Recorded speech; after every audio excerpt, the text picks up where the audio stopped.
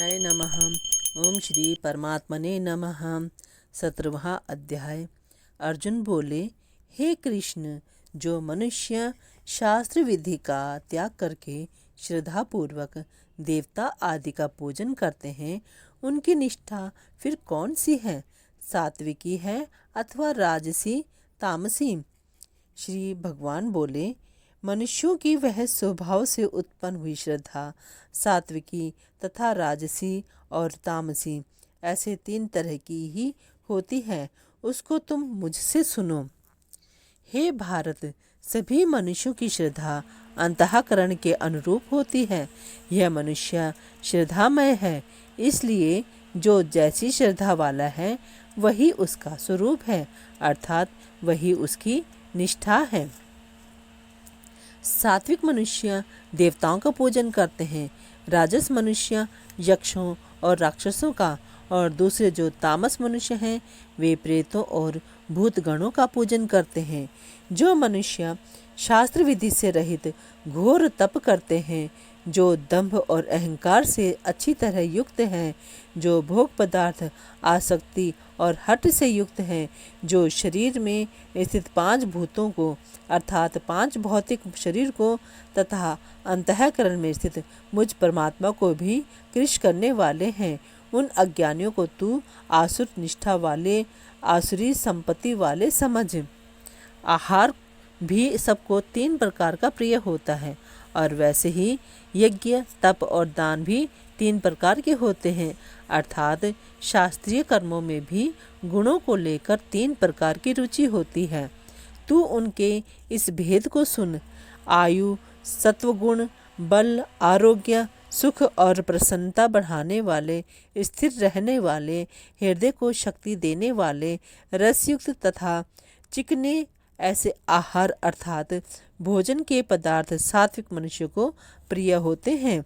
अति कड़वे, अति खट्टे, अति नमकीन, अति गरम, अति तीखे, अति रूखे और अति दाहकारक आहार अर्थात भोजन के पदार्थ राजस मनुष्य को प्रिय होते हैं, जो कि दुख, शोक और रोगों को देने वाले हैं।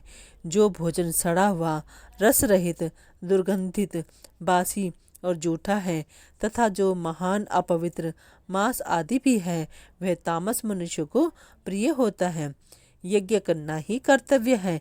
इस तरह मन को समाधान संतुष्ट करके फलेच्छा रहित मनुष्यों द्वारा जो शास्त्र विधि से नियत यज्ञ किया जाता है वह सात्विक है। परंतु हे भरत श्रेष्ठ अर्जुन, जो फल की इच्छा को लेकर ही यज्ञ किया जाता है अथवा दंभ दिखावटीपन के लिए भी किया जाता है, उस यज्ञ को तुम राजस समझो।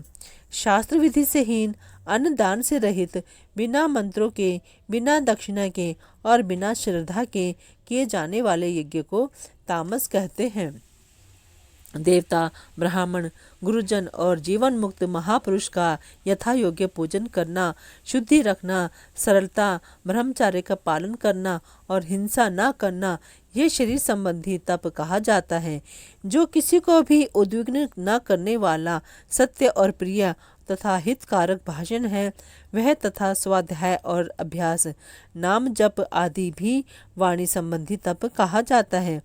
मन की प्रसन्नता, सौम्य भाव, मननशीलता, मन का निग्रह और भावों की भली भांति शुद्धि, इस तरह यह मन संबंधी तप कहा जाता है।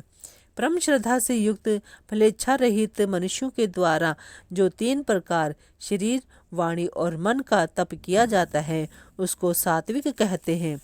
जो तप सत्कार, मान और पूजा के लिए तथा दिखाने के भाव से भी किया जाता है, वे इस लोक में अनिश्चित और नाशवान फल देने वाला तप राजस कहा गया है। जो तप मूर्तापूर्वक हठ से अपने को पीड़ा देकर अथवा दूसरों को कष्ट देने के लिए किया जाता है, वह तप तामस कहा गया है। दान देना कर्तव्य है। ऐसे भाव से जो दान देश तथा काल और पात्र के प्राप्त होने पर अनुपकारी को अर्थात निष्काम भाव से दिया जाता है, वह दान सात्विक कहा गया है। किंतु जो दान क्लेशपूर्वक और प्रत्युपकार के लिए अथवा फल प्राप्ति का उद्देश्य बनाकर फिर दिया जाता है, वे दान राजस कहा जाता है।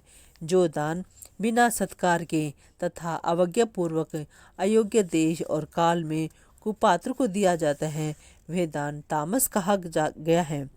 ओम तत् सत इन तीन प्रकार के नामों से जिस परमात्मा का निर्देश किया गया है, उसी परमात्मा से सृष्टि के आदि में वेदों तथा ब्राह्मणों और यज्ञों की रचना हुई है। इसलिए वैदिक सिद्धांतों को मानने वाले पुरुषों की शास्त्र विधि से नियत यज्ञ, दान और तप रूप क्रियाएं सदा ओम इस परमात्मा के नाम का उच्चारण करके ही आरंभ होती है। तत् नाम से कहे जाने वाले परमात्मा के लिए ही सब कुछ है, ऐसा मानकर मुक्ति चाहने वाले मनुष्यों द्वारा फल की इच्छा से रहित होकर अनेक प्रकार की यज्ञ और तप रूप क्रियाएं तथा दान रूप क्रियाएं की जाती हैं। हे पार्थ, सत्य ऐसा यह परमात्मा का नाम सत्ता मात्र में और श्रेष्ठ भाव में प्रयोग किया जाता है तथा प्रशंसनीय कर्म के साथ सत शब्द जोड़ा जाता है। यज्ञ तथा तप और दान रूप क्रिया में जो स्थिति निष्ठा है, वह भी सत ऐसे कही जाती है और उस परमात्मा के निमित्त किया जाने वाला कर्म भी सत ऐसा कहा जाता है। हे पार्थ, अश्रद्धा से किया हुआ हवन, दिया हुआ दान और तपा हुआ तप तथा और भी जो कुछ किया जाए, वह सब असत ऐसा कहा जाता है।